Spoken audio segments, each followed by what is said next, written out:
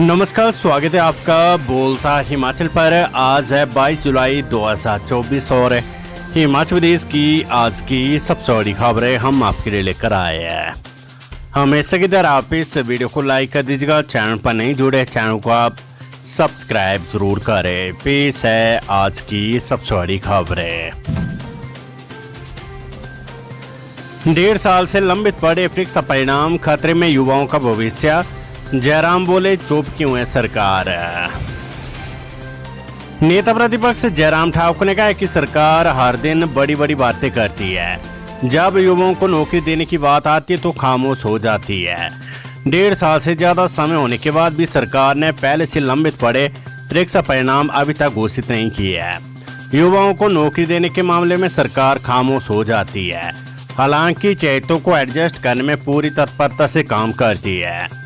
सरकार युवाओं को नौकरी देने में भी बेतत्परता दिखाए, जो अपने चयतों को एडजस्ट करने में दिखाती है। सरकार की इसी सुस्ती और नौकरी न देने की नीयत से त्रस्त युवा आज सड़कों पर है। सरकार 1.5 साल, 1 हफ्ते, 2 हफ्ते, 4 हफ्ते का समय मांगकर युवाओं के भविष्य से खिलवाड़ कर रही है। उन्होंने कहा कि अब सरकार के पास और समय मांगने और पूरे मामले को लटकाने का कोई कारण नहीं रह गया है। इसलिए सरकार बिना देरी किए लंबित परीक्षा परिणामों के अंतिम रिजल्ट जारी करे। लोकसभा चुनाव में हार के क्या थे कारण, कांग्रेस हाईकमान के सामने होगा खुलासा। फैक्ट फाइंडिंग कमेटी आज सौंपेगी रिपोर्ट। हिमाचल में लोकसभा चुनावों में हार के कारणों को जानने के लिए आई फैक्ट फाइंडिंग कमेटी सोमवार को अपनी रिपोर्ट सौंप सकती है। हिमाचल के बाद ये कमेटी उत्तराखंड गई थी। कमेटी ने दोनों राज्यों से फीडबैक ले लिया है। दिल्ली का दौरा पहले ये टीम कर चुकी थी। हिमाचल में कार्यकर्ताओं और पदाधिकारियों से मिले फीडबैक के आधार पर कमेटी ने अपनी रिपोर्ट तैयार की है। रिपोर्ट के आधार पर हाईकमान संगठनात्मक बदलाव हिमाचल में कर सकता है। फीडबैक जो कमेटी को पदाधिकारियों ने दिया था, उसमें टिकट की देरी बड़ा कारण बताया था। इसके अलावा सरकार व संगठन के बीच समन्वय की कमी भी कारण बताया गया था। हाईकमान रिपोर्ट के आधार पर आगामी कार्यवाही अमल में लाएगा। बता दें कि कार्यकर्ताओं व आम लोगों की शिकायतें सुनने के लिए कैबिनेट मंत्री कांग्रेस मुख्यालय में बैठेंगे। ये आदेश मुख्यमंत्री ने पहले ही दिए थे, लेकिन आचार संहिता के चलते इस पर कोई काम नहीं हो पाया था। हालांकि अगस्त महीने से मंत्रियों की ड्यूटी लगाई जाएगी। मानसून ने ले ली अब तक 40 लोगों की जान, सरकार को हुआ 337 करोड़ रुपए का नुकसान। हिमाचल प्रदेश में मानसून सीजन शुरू होने के बाद अब तक विभिन्न कारणों के चलते 40 लोगों की मौत हो चुकी है। अधिकांश मौतें दुर्घटनाओं में हुई है और पेड़ से गिरकर या फिर पहाड़ी से फिसलने के कारण लोगों ने अपनी जान गंवाई है। इसके अतिरिक्त सांप के काटने से 4 मौतें हुई है। बिजली का करंट लगने से 5 लोग मारे गए हैं। एक व्यक्ति बाढ़ में बहने से और एक अन्य किसी कारण से मारा गया है। प्रदेश के 3 जिला कांगड़ा, मंडी और सिरमौर में सर्वाधिक मौतें हुई है। प्रदेश में हुई मौतों का आंकड़ा 27 जून से लेकर 20 जुलाई तक का एकत्रित हुआ है। अभी तक प्रदेश सरकार के 4 विभागों को नुकसान का आंकड़ा आया है। कुल मिलाकर 4 विभागों को 337.38 करोड़ रुपए का नुकसान हो चुका है। इसके अतिरिक्त अन्य विभागों ने वर्षा के कारण हुए नुकसान की जानकारी उपलब्ध नहीं करवाई है। सीएम का फर्जी पीएसओ वन जमाई ध्वंस, आरोपी पर केस दर्ज।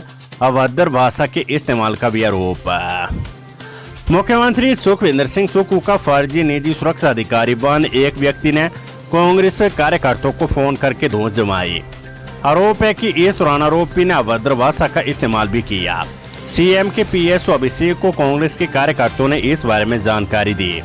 इसके बाद उन्होंने मामले की शिकायत छोटा शिमला थाने में दर्ज करवाई है। पुलिस ने प्रारंभिक जांच के बाद इस संबंध में आरोपी के खिलाफ केस दर्ज कर उसकी तलाश शुरू कर ली है। विदेश में छिपे मास्टरमाइंड सुभाष का रद्द होगा वीजा, बच निकलने के सारे रास्ते बंद। क्रिप्टो करेंसी स्कैम के मास्टरमाइंड सुभाष शर्मा का एसआईटी वीजा रद्द करवाएगी। इसको लेकर जांच टीम पूरे होमवर्क में जुटी हुई है। साथ ही एसआईटी अन्य औपचारिकताओं को पूरी करने के लिए केंद्रीय जांच एजेंसियों का भी सहयोग ले रही है। 2500 करोड़ रुपए की ठगी का मामला सामने आने के बाद ये फरार है। सुभाष शर्मा मंडी जिले की सरकाघाट का रहने वाला है और वे 2 बार अपने वीजा की अवधि बढ़ा चुका है। ऐसे में अब SIT उसके वीजा का ही निरस्तीकरण करवाना चाह रही है ताकि उसके बच निकलने के सारे रास्ते बंद किए जा सके। खबर चंबा से मिंजर मेले की स्टार कलाकारों की फर्जी सूची वायरल, ADM बोले अफवाहों पर ना दे ध्यान। चंबा में मिंजर मेले के दौरान सांस्कृतिक संध्याओं के लिए स्टार कलाकारों की एक सूची रविवार को सोशल मीडिया पर वायरल होगी, जिसे मेला कमेटी ने पूरी तरह से गलत करार दिया है। इस वायरल सूची में 2 पंजाबी स्टार कलाकार, 2 चंबियाली कलाकार, 1 हिमाचली और 1 नाइट बॉलीवुड कलाकार के नाम शामिल है, जिस पर लोगों ने विभिन्न प्रतिक्रिया दी है। मिंजर मेला कमेटी के अनुसार ये सूची पूरी तरह से फेक है। ADM चंबा अमित मेहरा ने बताया कि सोशल मीडिया पर जो सूची वायरल हुई है वे गलत है। मेला कमेटी और प्रशासन की तरफ से अभी तक कोई आधिकारिक सूची जारी नहीं की गई है। कलाकारों की लिस्ट पर अभी काम चल रहा है और जैसी लिस्ट फाइनल होगी तो इसे सार्वजनिक किया जाएगा। उन्होंने लोगों से अफवाहों पर ध्यान न देने की अपील की है। स्थानीय कलाकारों के लिए 22 से 26 जुलाई तक ऑडिशन होंगे।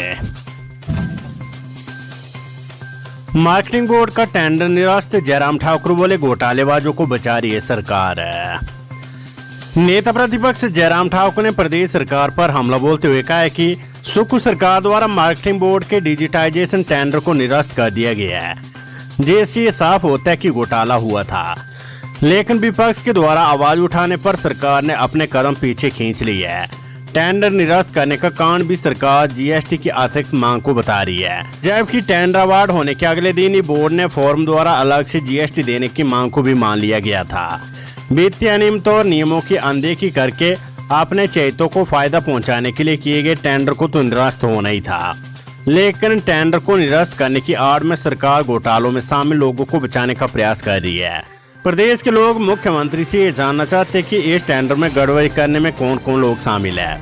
इस टेंडर में गड़बड़ी करने वालों पर अब तक कोई कार्रवाई क्यों नहीं हुई है। पूरे प्रकरण में गड़बड़ी करने वाले लोगों को किसका संरक्षण मिल रहा है। भ्रष्टाचार के मामलों में सरकार को जीरो टॉलरेंस की नीति अपनानी होगी और घोटालों में शामिल लोगों के खिलाफ सख्त से सख्त कार्रवाई करनी होगी। सिर्फ टेंडर निरस्त करके सरकार घोटालेबाजों को नहीं बचा सकती है। वेदर अपडेट, हिमाचल में कमजोर पड़ा मानसून, कहीं बारिश तो कहीं पड़ा सूखा, बारिश का अलर्ट जारी। हिमाचल प्रदेश में मानसून के कमजोर पड़ने से कहीं कहीं बारिश हो रही है, जबकि कई इलाकों में सूखा पड़ गया है, जिससे सेब सहित अन्य फसलों को भी नुकसान पहुंच रहा है। हिमाचल में पिछले वर्ष 9 जुलाई को एक ही दिन में 228.5 मिलीमीटर बारिश हुई थी, लेकिन इस बार जुलाई के पहले 18 दिन में भी 228 मिलीमीटर बारिश नहीं हो पाई है। प्रदेश में एक भी ऐसा जिला नहीं है जहां सामान्य से अधिक बारिश हुई हो। पूरे मानसून सीजन में 1 जून से 18 जुलाई तक प्रदेश में औसत 238.4 मिलीमीटर बारिश होती है, लेकिन इस बार 141.8 मिलीमीटर बारिश हुई है, जो कि सामान्य से 41% कम है। सिरमौर, लाहौल स्पीति और चंबा जिलों में सबसे कम बारिश हुई है। बारिश न होने के कारण सेब की फसल का सही आकार नहीं बन पा रहा है। मौसम विज्ञान केंद्र शिमला के अनुसार सोमवार और मंगलवार को कहीं कहीं मेघ गर्जन व वज्रपात के साथ भारी से अति भारी बारिश का ऑरेंज अलर्ट जारी किया गया है, जबकि 27 जुलाई तक येलो अलर्ट रहेगा। 22 से 24 जुलाई तक मैदानी व मध्य पर्वतीय क्षेत्रों में अनेक स्थानों, जबकि उस पर्वतीय क्षेत्रों में कुछ स्थानों पर बारिश होने के आसार है। पिछले 10 दिनों में पहली बार ऑरेंज अलर्ट जारी किया गया है और इस दौरान कुछ इलाकों में भारी बारिश हो सकती है। इसे देखते हुए प्रदेशवासियों और पर्यटकों को सतर्क रहने की एडवाइजरी भी जारी की गई है। खबर चंबा से, ओबड़ी में चिट्टे के साथ पकड़ा युवक, खुल सकते हैं कई घटनाओं के राज। चंबा पुलिस ने शहर के पास ओबड़ी में एक युवक को 3.59 ग्राम चिट्टे के साथ पकड़ा है। इस बारे में पुलिस ने युवक को हिरासत में लेकर जांच शुरू कर दी है। पुलिस ने गुप्त सूचना के आधार पर घर में दबिश देकर अक्षय कुमार पुत्र छोटूराम वाला ओबड़ी डाकघर सुल्तानपुर तहसील व जिला चंबा से चिट्टा बरामद की है। पुलिस को गुप्त सूचना के आधार पर इस बारे में सूचना मिली थी। युवक के खिलाफ पुलिस थाना चंबा में मादक द्रव्य अधिनियम की धारा के अंतर्गत मुकदमा दर्ज कर लिया गया है। पुलिस ने इस बारे में जांच शुरू कर दी है। सीएम सुक्खू बोले रोपवे से जुड़ेगा बाबा बालकनाथ मंदिर, 65 करोड़ रुपए होंगे खर्च। जिला हमीरपुर स्थित बाबा बालकनाथ मंदिर रोपवे से जुड़ेगा। रोपवे के निर्माण पर करीब 65 करोड़ रुपए खर्च होंगे। राज्य सरकार ने इस क्षेत्र में भीड़ भाड़ को कम करने और श्रद्धालुओं की सुरक्षित आवाजाही सुनिश्चित करने के लिए फैसला लिया है। शिमला से जारी बयान में सीएम सुखविंदर सिंह सुक्खू ने कहा है कि सरकार ने बाबा बालकनाथ मंदिर के बुनियादी ढांचे को स्तरोन्नत करने का निर्णय लिया है। इसके स्तरोन्नयन से क्षेत्र में धार्मिक पर्यटन को बढ़ावा मिलेगा। राजधानी शिमला में भूस्खलन की दृष्टि से संवेदनशील क्षेत्रों को नगर निगम पेड़ लगाकर बचाएगा। वर्ष 2023 में भारी बरसात के कारण शहर में कई स्थानों पर भूस्खलन की घटनाएं पेश आई थी। जिन स्थानों पर पिछले वर्ष भूस्खलन की घटनाएं पेश आई थी उन स्थानों पर नगर निगम पौधारोपण करेगा।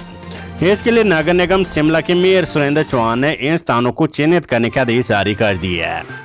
भूस्खलन की दृष्टि से संवेदनशील क्षेत्रों के स्थानों को चिन्हित कर इस बरसात में उन क्षेत्रों पर पौधारोपण किया जाएगा।